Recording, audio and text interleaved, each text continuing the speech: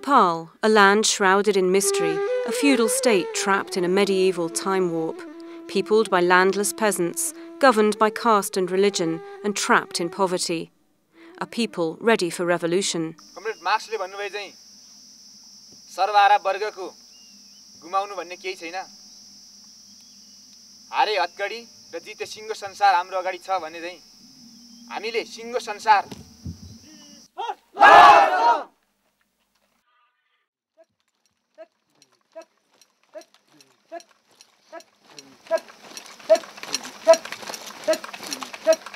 In the mountains of East Nepal, B Company 16th Battalion of the Maoist rebel army starts its daily training.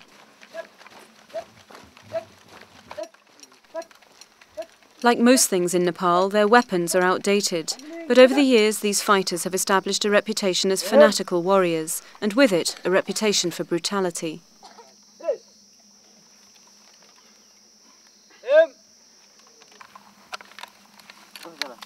Women in particular are attracted to an ideal that promises freedom from the constraints of both caste and gender.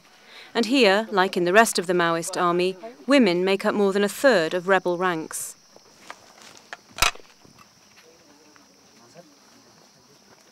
Only 19 years old, Comrade Bihani is already a 3-year veteran of the war.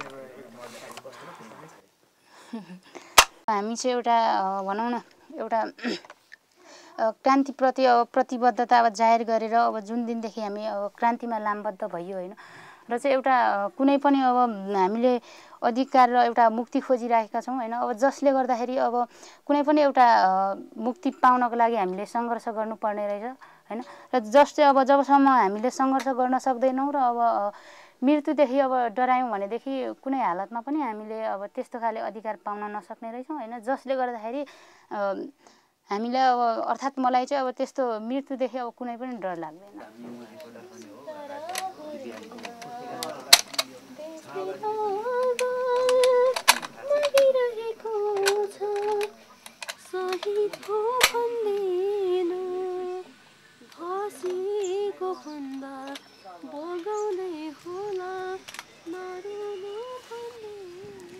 To the outsider, Maoist ideology may well appear anachronistic in the 21st century, but Nepal remains a country lost in the traditions of a once glorious past.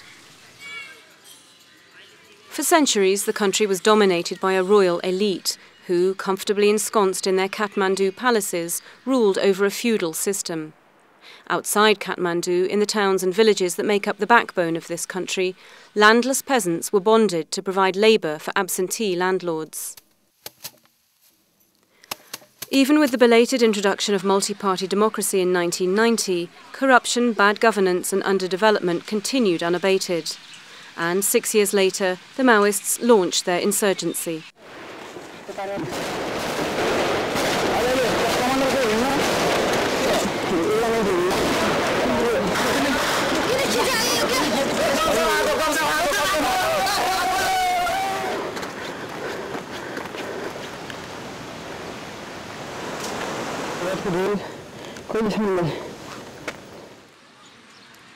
For years, the conflict was largely confined to remote rural areas, until 2001, when the newly crowned King Gyanendra let loose the Royal Nepalese Army, or RNA, on the insurgents.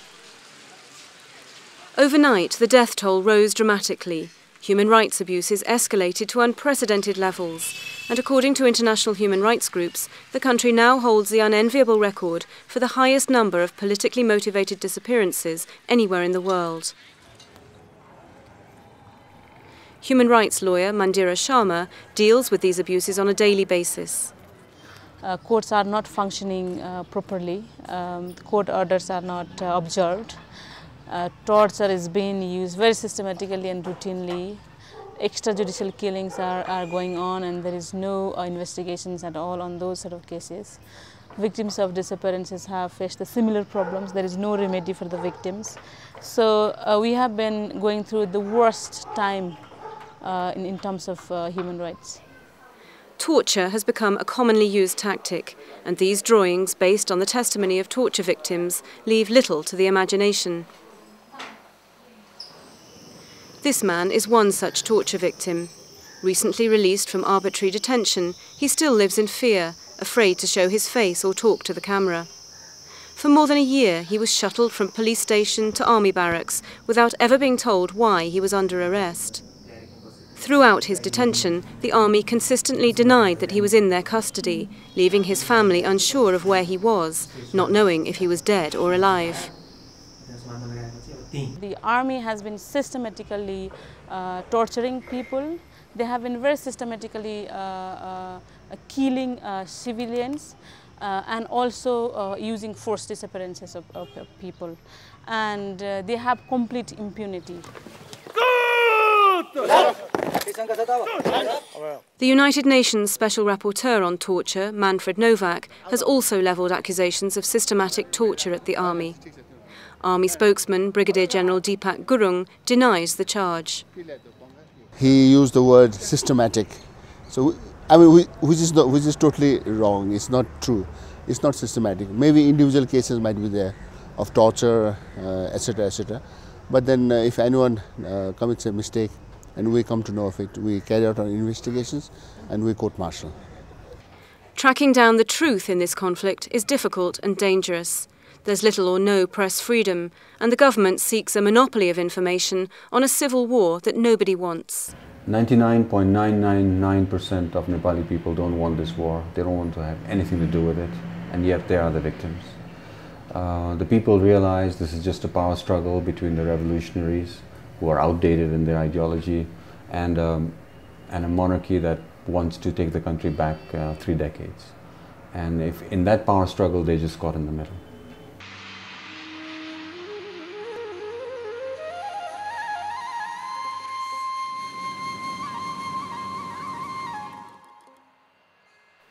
Rukum district in the midwest of the country is typical of much of Nepal. Like many areas, the country's topography and lack of development means no roads and access only by air. Passengers alighting here step straight into the heart of the conflict. Musikot is the capital city of Rukum and serves as a perfect illustration of the military stalemate that this conflict has become. District capitals like this have become garrison towns, guarded by hundreds of policemen and soldiers and heavily defended. And with such a concentration of force ranged against them, towns like Musikot remain beyond the military reach of the Maoists. The last time they attacked a garrison town in Rukum, the aftermath was heavy defeat and loss of life.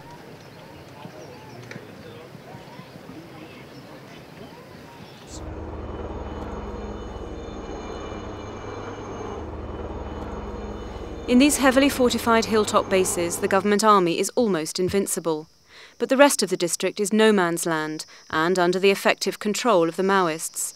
And apart from the occasional patrol, a no-go zone for the RNA. But whatever popular support the rebels once enjoyed here in the birthplace of their revolution has now been largely lost to violent and coercive tactics. Bal Bahadur Malla is Rukum's chief district officer and the most senior government representative in a district torn apart by the conflict. The situation is grave here regarding Maoist activities. In general, all parts of the district is severely affected by Maoist activities here. Maoists are terrorists, in my opinion, because they have initiated from the very beginning anti-social activities. That's why they are terrorists. Man Kumari Bista agrees. She took shelter here among the heavy police and army presence after Maoists drove her and her son out of their village. Right across the country, hundreds of thousands of people have been displaced by war and economic necessity. Having lost what little they own, these people survive through the mutual support of their fellow displaced. Branded a class enemy by the Maoists, Man Kumari Bista at least managed to escape with her life. Her husband was not so lucky.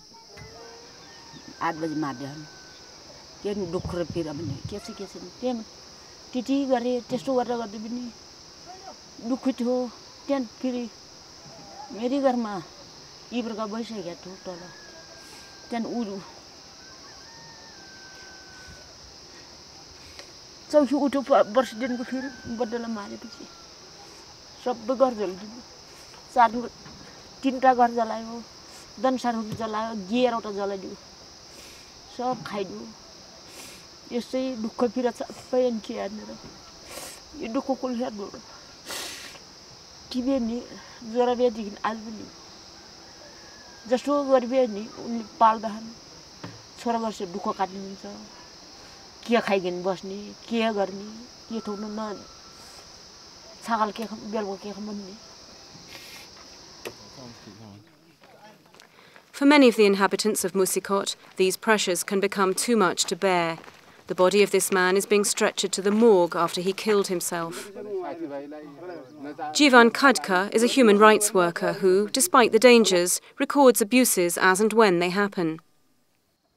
मानवाधिकार उल्लङ्घनका घटनाहरू व्यापक छन् अहिले पनि सुधार केही रूपमा सुधार भए तापनि घटनाहरू छन् अब विद्रोही पक्षबाट अपहरण गर्ने अनि लामो समयसम्म अभियान भनेर लामो समय जबरजस्ती मान्छेलाई राख्ने अनि राजनीतिक आस्थाका आधारमा अथवा आफ्नो युद्धलाई समर्थन नगरेकै आरोपमा पनि मान्छेहरूलाई बलजफ्ती अपहरण गर्ने यातना दिने खालका घटनाहरू भएका छन् भने राज्य पक्षबाट पनि राज्यलाई सहयोग नगरेको आरोपमा अथवा निहत्था नागरिकलाई निर्दोष नागरिकलाई पनि माओवादीले सपोर्ट गरेको आरोपमा दुःख यातना दिने जेलमा राख्ने लगायतका कुराहरू गरिएका छन् र मलाई के लाग्छ भनेदेखि विगत केही वर्ष यता व्यक्ति हत्या गर्ने प्रवृत्ति केही रूपमा कमी आएकोलाई नै मैले सुधार भनेको हुँ र त्योभन्दा बाहेक चाहिँ मान्छे सर्वसाधारण जनताहरूलाई जो द्वन्द्वरत पक्षहरूभन्दा बिचका मान्छेहरू सताउने प्रक्रिया दोहोरो पक्षबाट जारी छ. One such civilian is Najit Baznet, a friend of Jivan's, a teacher and yet another victim of the conflict.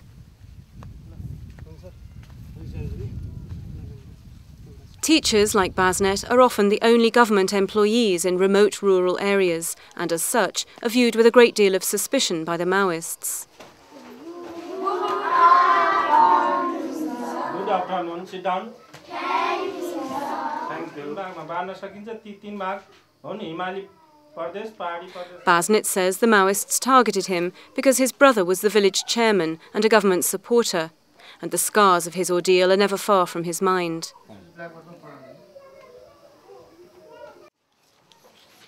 एक्कासी अगाडिबाट 2-4 जना अगाडिबाट अरु 2-4 जना ढेगारीबाट तलमाथिबाट आएर मलाई यहाँ समाएर यस्तै माथि अलि माथिबाट तल खोलामा फ्याके अनि त्यसपछि म फ्याक्दाखेरि म यतामुखी परे त्यसपछि यहाँ काटे अनि त्यति बेला म बेहोस भएर तिनीहरुले छपाछप काटे अनि त्यो छपाछप खुकुरीले छपाछप काट्दाखेरि मलाई यो हात छिनाल्दाखेरि यो हात काट्दाखेरि मैले भने मलाई नमार्नुस् भन्ने मेरो लामो सुगा आयो.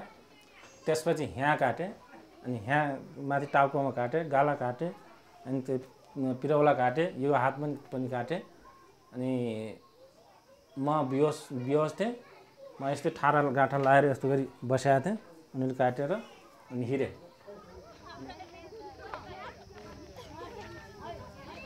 These school children are in danger too. Maoists frequently abduct pupils and force them to attend re-education meetings.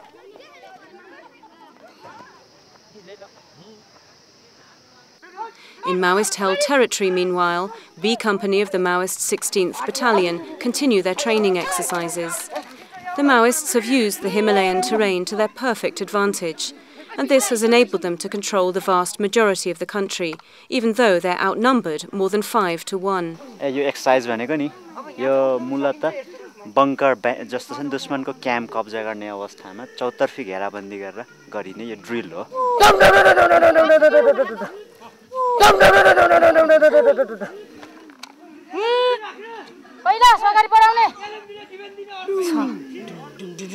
Post मतलब दुश्मनको बंकर हैन जस्तो खोटाङको ऐसेल घरको यस्तै किसिमको थियो.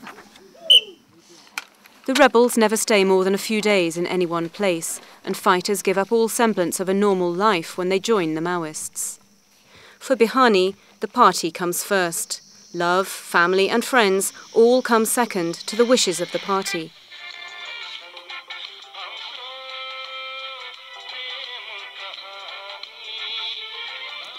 यो ममा छैन हैन मेरो अब जिन्दगीको बर्बाद भयो हैन यो जस्ट हामीले सोच्यौ यो गलत सोचाइ हो हैन जसले गर्दाखेरि अब एउटा यो जिन्दगी भनेको कुनै पनि आखिरी हामीले एउटा चाहिँ जीवनको सवाल र चाहिँ बर्बादीको सवाल हामीले राखेका छैनौं मात्र कि एउटा चाहिँ भनौं न एउटा जनतालाई हैन एउटा कुनै पनि सर्वहारा जनताको हितको निमित्त र एउटा त्यही सर्वहारा जनताको मुक्तिको खातिर नै चाहिँ भनौं न यो आफ्नो भौतिक शरीर पनि समर्पित गर्दै हामी युद्धमा चाहिँ लामबन्दी छौं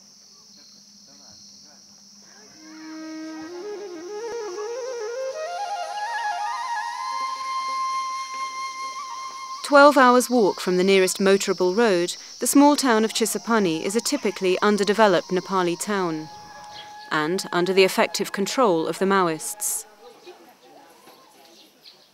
Fear of the Maoists drove the last government representatives away from here long ago, and under the banner of class struggle, the rebels are the new masters of the town. This building used to be a government office, but now serves as a clothes workshop, staffed by members of the untouchable or Dalit caste, spurned for centuries as the lowest of the low. अहिले राम्रै छ पहिला दलित भन्दा धेरै हेपिएका थिए दलित भन्दा धेरै नै वास्ता थियो दलितको धेरै कुरो गर्थे अहिले त्यति साह्रो छैन राम्रै होला भन्ने आशमा छ र यति गरेर हामी बसेको Others sympathise with the Maoists because they've fallen victims of the state. Ganesh Pokharel last saw his son as he set off with a friend to find work in the valley. The next thing he heard of him was when the army announced on the radio that he'd been killed because he was a Maoist, a charge that his distraught father vehemently denies.